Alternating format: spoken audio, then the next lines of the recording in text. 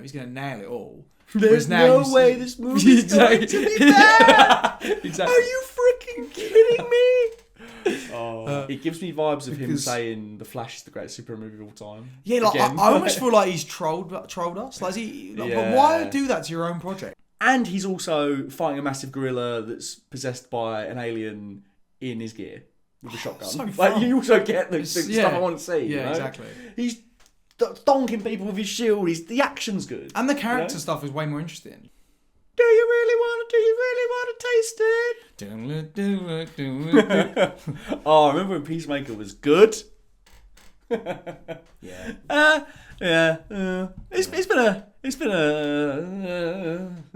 We missed doing a full review of episode 7. Yep. So this week we're doing a double bill finale of reviewing episode 7 and episode 8. Yep. So to recap, episode 7, they went to Earth X, the Nazi world. They left the Nazi world, and I thought episode 8 was going to be more of that, the brother coming back. But it turns out it was none of that. And it also wasn't really a direct setup to Man of Tomorrow, like James Gunn said it was going to be. And Blue Beetle didn't turn up, even though he very clearly teased it. And he also teased some huge, crazy cameos, which I know is not the bread and butter of storytelling, but don't tease it if you're not going to do it. We were sitting here like fools talking about Superman, Bloodsport, which you know, Bloodsport was a long shot pipe dream, but Superman, that didn't seem so silly. He made us a lot of idiots, didn't he? Mate, they spent 30 minutes on Earth X altogether, and then they left, and then the finale was nothing to do with that. Yeah, I mean, it's hard because obviously I feel like we're going to kind of summarise these 2 episodes together as the whole overview of the season. I feel like, and overall, it's incredibly disappointing. I think it felt. Well, we said it before, but it felt like this has been the kind of pain in James Gunn's backside that he had to do.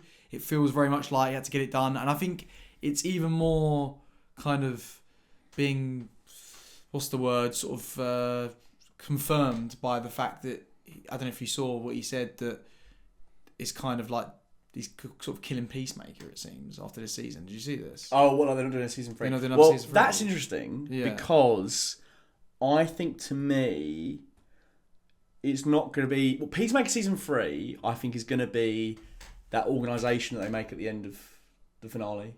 Checkmate.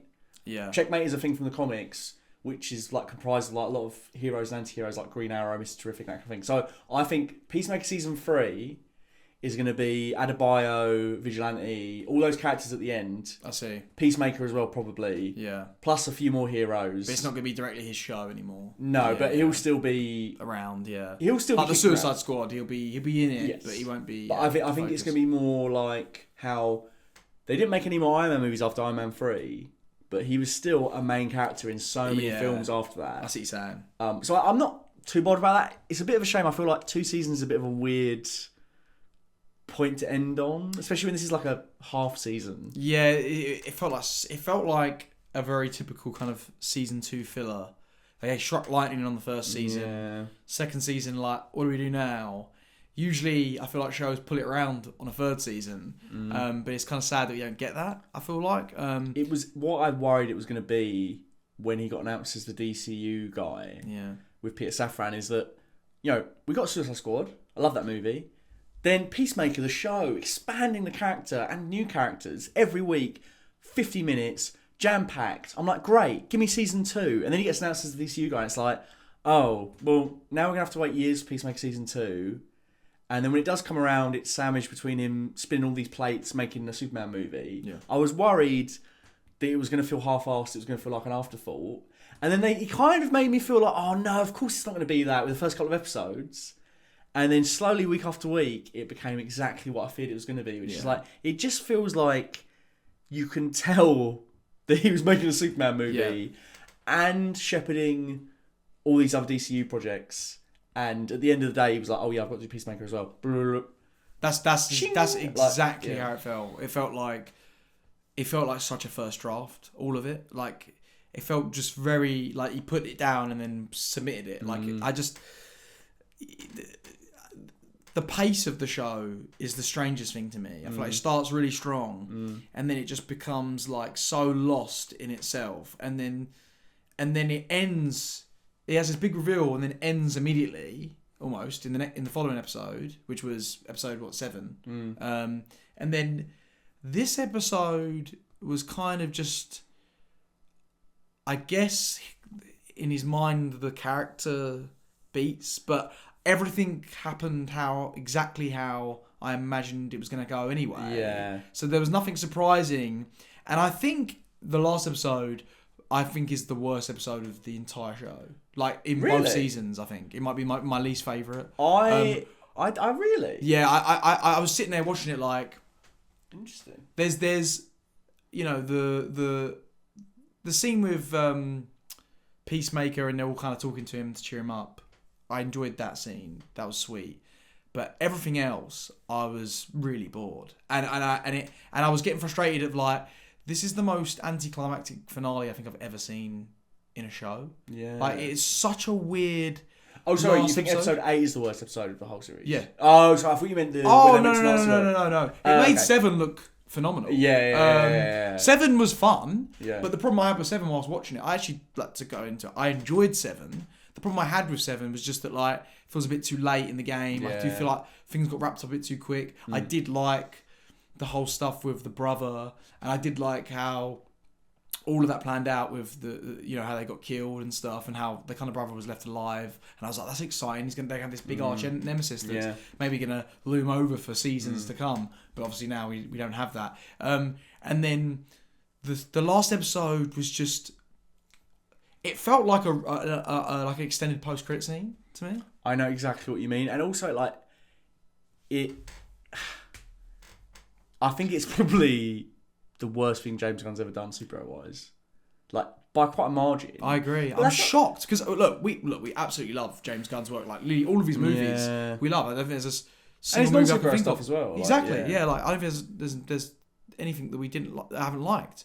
And I think that's why this feels more disappointing. Yeah. Because I just, like you said, I just can't get out of my head. It just feels like it was a first draft, and then it was never gone back to. And I don't like it being a tee-up for future DCU stuff. Yeah. Like, what I liked about Peacemaker is it was like DLC for the Suicide Squad. It felt like its own complete thing. This, like, as well, like, they end on such a happy note, and then, oh no, here's the post-credit scene of like, now Rick Flag's gonna like abduct him and throw him in Salvation. Yeah. I'm like, okay. Also, let's talk about Salvation. It's based on a comic run where they start throwing metahumans into this dimension to get rid of them. Yeah. I think it could be kind of an interesting idea. Yeah. It feels a little bit to me like when they did Civil War a bit earlier in MCU, where it's like they don't really have enough characters. Yeah. Unless this is going to be a gateway to, like, you keep meeting loads of new metahumans because we're throwing them in Salvation. Yeah. Maybe that could be interesting. But it's not the most interesting premise. I'm a bit like, oh, okay. Like when they finally sort of revealed the turn of like, this is why we've been going through all these like doors in the finale, because we're trying to find a prison planet. It was just weird because also the last episode feels like the start of the first episode of like season 3. Yeah, yeah. I mean, obviously, apart from the character stuff kind of tying in, you know, coming to an end. In terms of that post credit, the Rick Flag stuff just feels really weird, like a weird. You know what I do think is a positive. It's all been wrapped up quick, but yeah, go on. We did say on earlier pods. Yeah. The boring thing about the Rick Flag thing is they're going to resolve it. I actually do like. You know what? They didn't resolve it. That is right. That is a good thing. And he's become more a see you next Tuesday, hasn't he? Yes. Across the which I was like, oh, I didn't expect that. No, I like that as well. I mean, yeah. Even the team turned on him a little bit as well. So. And Bordeaux turned on him a bit. Yeah. And I was like, oh, you know what? I didn't expect it to go this way. So no, that's true. Cool. That's to give some points. Yeah, I agree. Yeah. I don't know. Like, I don't really know what to say about this last episode because I'm like, I see that he's trying to go for like a more character driven, you know, tying up all the arcs in this last episode, but it wasn't surprising nor interesting nor felt like a tie up to the season. I don't know. It just reminded me of all the holes in the show. We had a Nazi ruled world in an alternate dimension. We went there for 2 episodes. And they were both half an hour. It felt like a Disney Plus thing, and then they fucked off and Like, that should have been a fucking...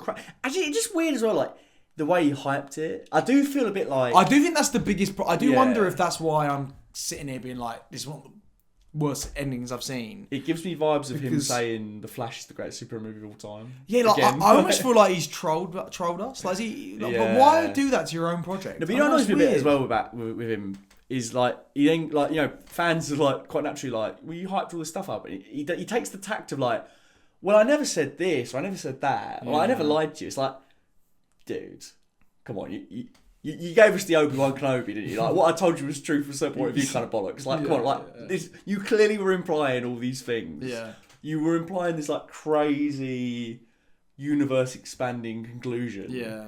With loads of key DCU players. And, like, you know, I didn't even expect, like, it to be, like, a smorgasbord of cameos. But when you say, is Blue Beetle going to turn up? Well, I wouldn't say you're not in luck. But this is like, the thing. That's clearly implying. This is also the thing. Isn't it? It's like, I never needed Peacemaker to even be that. Yeah. Like, even when they turned up in the first season, I was like, oh, that's fun. Yeah. But, like, I never needed the Justice League. Yeah, the Justice League. Yeah. I never needed it because I just loved these new characters that you get. And then, like, this season, I didn't need that any at all. Yeah. And then, you know, he's sitting there going, oh, there's going to be some crazy things and characters. And it's like, well, I didn't need that. But now you're saying it. Yeah. I'm kind of looking forward to it. And then I don't get it. Where I'm kind of like, you didn't need to say that. I was already interested. You built these characters up that I already really like. It was a big hit. It's also this weird thing with him where in this, like, he introduces a character with loads of cool gear. And then in the subsequent story, he's like, oh, I don't care about that stuff anymore. I'm just going to throw it all out the window. Like, Star-Lord, he used to be like the tech guy with the gadgets. And then in Guardians 3, it's like, no mask, no boots. Yeah. And then in the finale, like, the two things that would have gotten him out of almost dying were the things that are signature gadgets of his. Yeah. He just doesn't have them. Yeah. You know, it's like Batman in the finale of his movie falling off a building and he didn't bring his grapple hook or his cape. Yeah. And the tension is, how can he survive? It's like, well, if you had your normal gear, you'd be fine. Like, it feels like such engineered tension. Yeah. Where's his mask? Where's his jet boots? Anyway. Yeah. They did the exact same thing with this season. Like, every time I see a clip of Peacemaker Season 1 on social media, it's him with a helmet, doing the X-ray vision, shotgunning butterflies. He's got that dope Captain America shield in the finale. In Suicide Squad, he's got a sword. He's got, like, the blow darts. This season, he doesn't wear his helmet apart from one scene. Yeah. He doesn't wear his old costume apart from one scene. He wears the new Peacemaker Alternate Earth outfit. Doesn't do anything with it. Doesn't do any fighting.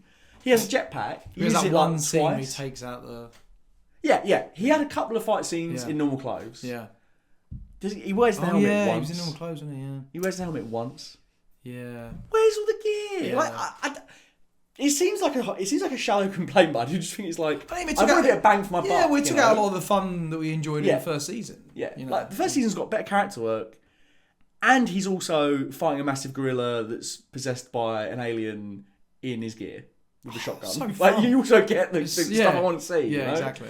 He's donking people with his shield. The action's good, and the character stuff is way more interesting. Like this season, I just felt like none of the threats were that the stakes never really felt that high. It felt very small. Was there any scene as good as him fighting his dad?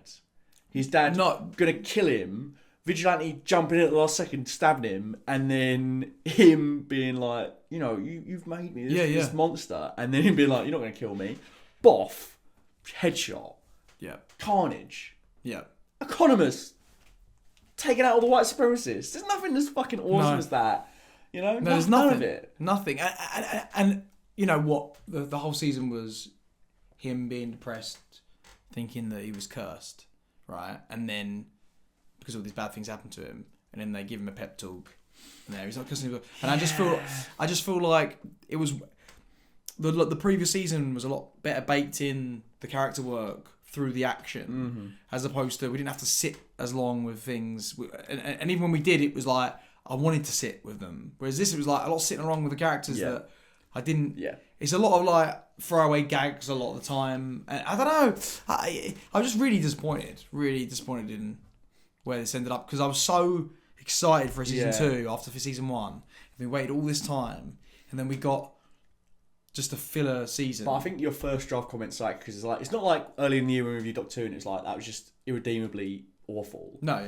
There's some really great through lines in this. There's some great scenes. And there's still some great James Gunn writing. Like, I love the culmination of him sat there in the alternate Earth watching his brother get murdered again. That was brilliant. All of his childhood trauma coming back. Yeah. And he just screams like, please stop. In spite of who he is as a person. And his dad being like, oh, I think my dad was actually alright in this version. I actually think he wasn't. But he was stuck in this world. Interesting like bits to chew on. Like, and that was great, particularly finding that out, well, kind of implying that just before he gets killed. Yeah. It's like, and I do think that's what we liked about the start of the season. And I do think the ideas in this season were interesting. He just didn't elaborate on the parts I thought was interesting enough. Like, for example, like that.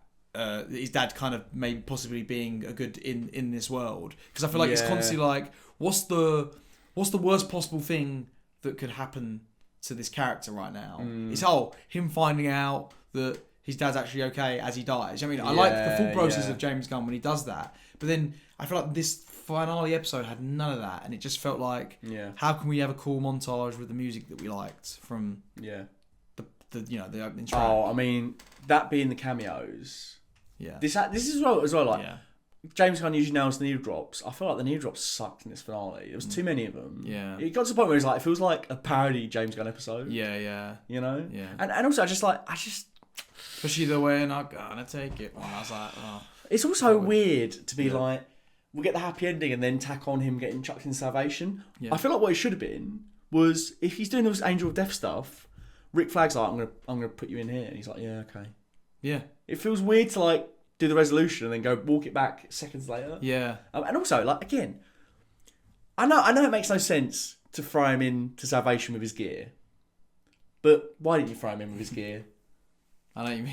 He's in there in his normal clothes. Yeah. Or could he go? Or could you not? Like, you're the writer. The writer is king. Yeah. Could they not have abducted him while he's on a mission? Yeah. While he's in his outfit, just anything. I don't know, yeah. Why? Like, it's like chucking Batman in with none of his as Bruce Wayne. Or at least can he not put up more of a fight before it happened, or just some sort of. Yeah, that's what annoys me. Is always like, the plot demands that they take him out and throw him in there. Yeah. Like, it's Peacemaker. The way we get there isn't interesting.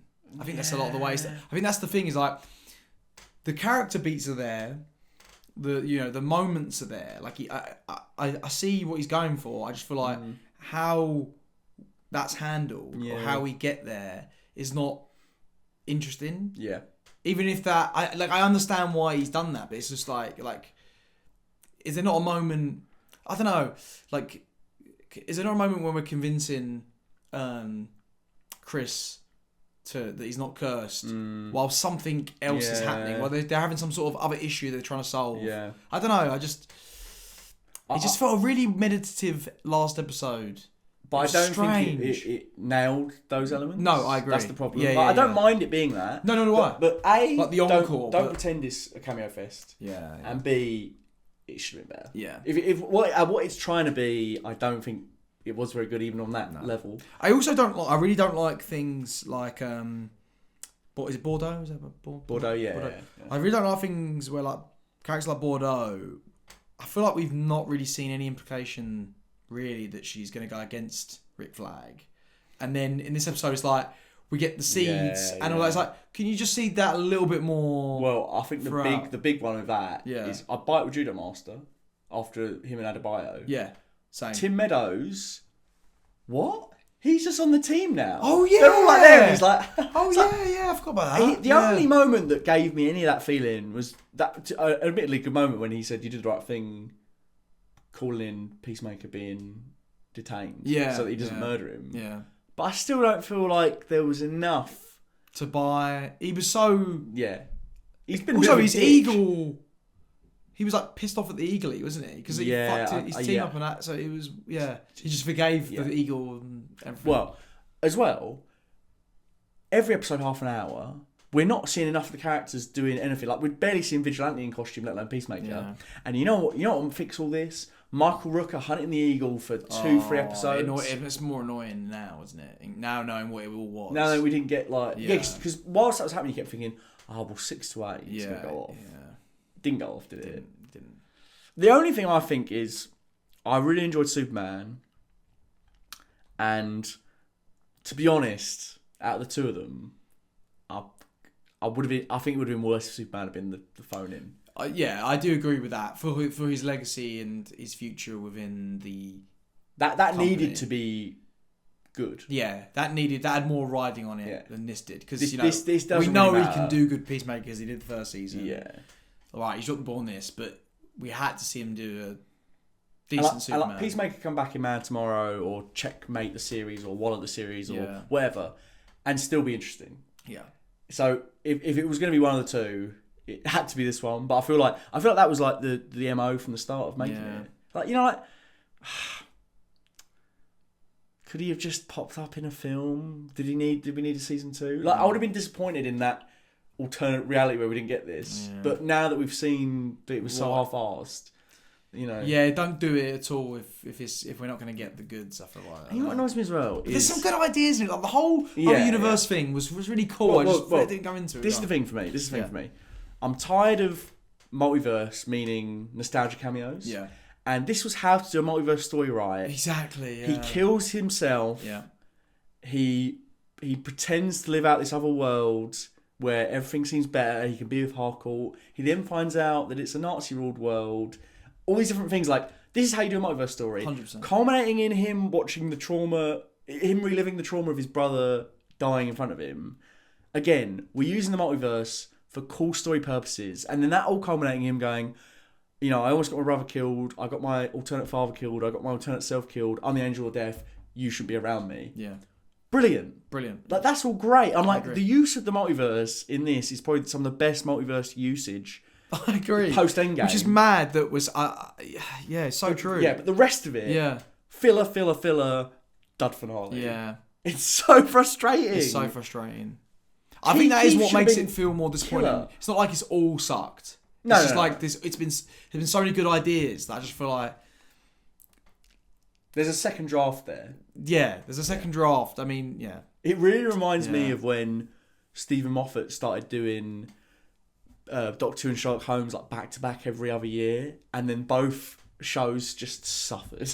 It was like, you're doing too much, Yeah. Like, this is why the MCU has prospered under Kevin Feige, because like, he's a producer, and he hires filmmakers. And that doesn't always work, but it's like the salient thing is that he's not making the movies. Yeah. Whereas I think the problem and the worry with this Gunn Safran verse is that Gunn's making a lot of the stuff.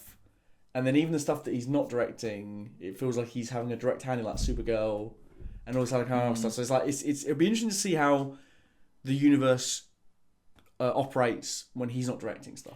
The most fascinating thing for me right now is just seeing. I think we've said it already, but on the previous podcast, is just seeing what a film in this universe looks like directed by another director, and if it has that James Gunn feel. Yeah. Or if it feels so different. Clayface, I think, could deliver. Yeah, I'm looking forward to. That's probably the thing I'm most excited for. That's around the corner. Supergirl could go either way, and I feel like Supergirl's almost. I feel like there's almost as much riding on Supergirl as there is Superman. Yeah. Because if that sucks, that's an early blow. Yeah. Another thing though. Yeah. I keep forgetting that Lantern show could be fire. Yeah. Could be fire. Kyle Chandler, Aaron Pierre, and also one of the low-key Superman movie goats in Hal Jordan. Named brilliant. Like, not Hal Jordan, sorry. Guy Gardner. Yeah. Like, could be good. I do feel like as well, that's another one that... Wait, did he write this? No, Damon Lindelof's showrunning that. Damon Lindelof. So that's the first thing we're going to get... next year. That's not Gunn in the universe. Yeah. Okay. And also... That's going to be very interesting. I do think it will be good. It's supposedly connected to Salvation, right? The whole Salvation thing. They've said it's like a True Detective style mystery. Yeah. It's set on Earth. Yeah. Surely the mystery is metahumans disappearing. Yeah. Because from the Lanterns' perspective, they haven't seen all the Rick Flag stuff that we've seen. Yeah. I think people are just going to go missing, which feels very like murder mystery, True Detective, that kind of stuff. Like, definitely. People are just disappearing, but they just happen to be metahumans. Yep.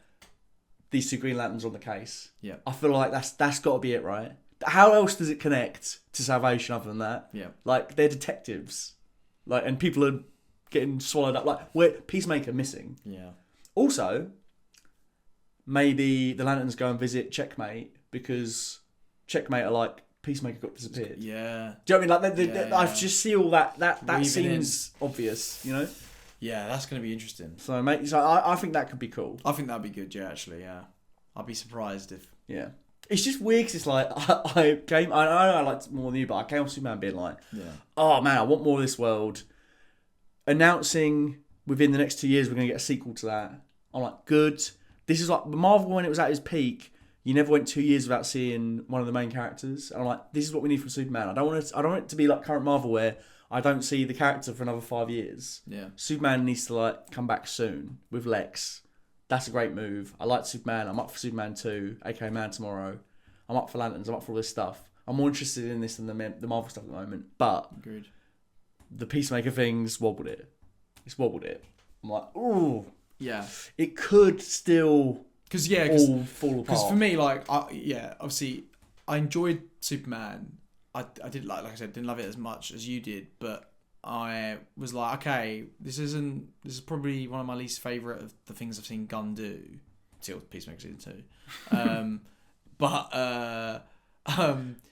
like, I like the Superman. Yeah. And that was the first thing. I think that's the most important thing. Like the Superman. I like how he's been set up. I want to see more of him. Mm-hmm. I just didn't like how some of the third act went, or there's things like that. Do you know what I mean, within the story. Mm-hmm. Whereas, so I was like, okay, I'm still excited to see what he does. Yeah. Then you get this season, and I'm like, all right, this is the first time I've seen him truly wobble. I feel like there's some wobbles for me in Superman, but this where I'm like, oh man. So I feel like Lanterns needs to be good for me now, because otherwise, and I think for everyone, because you know, I just feel like Superman a lot of people loved, but you got to bring it back. Like, Lanterns has got to be fire. And like, you can drop a Peacemaker season 2 when you're a few movies in, but following up Superman. But then again, you think back, but, Iron Man 2 is a bit of a wobble. 2 years later, we got Avengers. Yeah. So yeah, it's all sort of playful. Oh yeah, I'm not sitting here saying it's all over. It's not. I'm very excited for everything still. It's just we go in with James Gunn's previous filmography and we're like, there's no way he's messing up. You know, he's going to nail it all. There's no way this movie's going to be bad. Exactly. Are you freaking kidding me? Whereas now it's like, all right, he's capable of it. He's capable of it. So yeah. But I think it depends how thin he's spread. Like, Gunn, don't write Checkmate. Give that to someone else to show run. Yeah. Focus on Man Tomorrow. Yeah. Let's keep cooking. Yeah. You know? Yeah. Like, what's the thing, Mr. Gunn, that you want to work on the most? Who's the character? Is it Superman? Do Superman. You know. It's also strange because he keeps being quite open about, like, we wanted to do an Authority movie, we wanted to do a Waller show, but they're not there yet, so we keep pushing them back. We're not going to go into production until the scripts are ready. Yeah. I feel like Peacemaker season 2 was one of those ones he had to do. I don't think they went in waiting for the script to be ready. I think there was an expectation they had to do it. Yeah. Yeah, you're right. Because it doesn't feel like he's interested in it anymore. He felt like he had to do it because we were all we were going on about it. Whereas he was interested in season 1. He wrote that in the pandemic post Suicide Squad, like, I've got these ideas for this character. You know, and you could feel it. You could feel the energy. And that was almost like his job application, wasn't it, for this role? Whereas, this one is like, all right, now I'm much more interested in, you know, doing some Superman and some the big characters. I still just kind of lament that there was a time before he got announced as the guy for DCU where they announced after Suicide Squad that he was going to carve out his own space in the DC universe with more spin-offs from the Suicide Squad characters. And obviously it works so with Peacemaker. Give me a Bloodsport movie. Give me a Ratcatcher show, whatever. Yeah. Spin out of the Task Force X stuff. Yeah. A Waller show even. And he would have been more focused on that. And then we would have gotten more directors doing their own thing at DCU. And I feel like he could have overseen the rest of it but just not written it. You know what I mean? Like done that and then been like, all right, well, I want to see the script for The Brave and the Bold. You know what I mean? I want this director to do that. Do you know what I mean? I feel like you can still... But I think it's hard to be the Feige when you're a filmmaker. Yeah, it's true. It's a producer role. I know he's got it with Peter Safran, but he's still...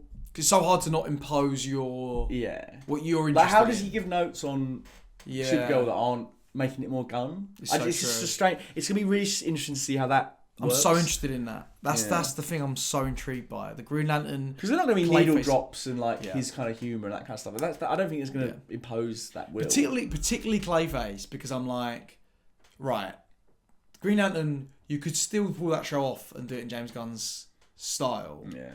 Clayface, from what we're being told, the horror, it's got the Mike Flanagan Flanagan script, like, it can't... Well, obviously he's done horror with things like Sliver, but I feel like from how they're selling it, it can't be the horror comedy that we're the Gunn's going to do. I want it to feel like a Mike Flanagan film, 100%. Even though he's not directing. I want it to feel like a Mike Flanagan script, and if it doesn't, that's going to be a wobble as well. Yeah. But we'll see how things go. We'll see. I'm satiated. I don't know about you. Yeah, same. I ain't got much to say, to be honest. No, and I think it just ends this whole run of like it's been very up and down. But what do you guys think of Peacemaker season 2? What do you think of episode 7? What do you think of episode 8? Do you agree with us? And I guess a little update on the pod. We'll probably come back for Predator Badlands. Yep. But I think going forward, we're going to do less like weekly reviews, more segments on kind of film in general. Topics that we're interested in. Yeah. And hopefully interesting for you guys as well. Yeah. Keep it fun. And a couple you've been asking for it. We are going to do some audio alongside YouTube videos. We'll put it on. We've been putting it off. Yeah. So cool. That's kind of where we're at. And Peacemaker. Deflate. You know what will upset me if that Predator film ain't good. Yeah. That's got to pull it around for November. It really has. Yeah. It really has. A huge thank you to Dr. Chike and Peter Vaughan for being my full fat patrons. Your contribution to keeping the channel running is immeasurable. If you'd like to join the Patreon for exclusive goodies, early releases of main videos, the podcast, video scripts, and a thank you in the credits, then please head on over to patreon.com/fullfatvideos to choose one of the paid tiers.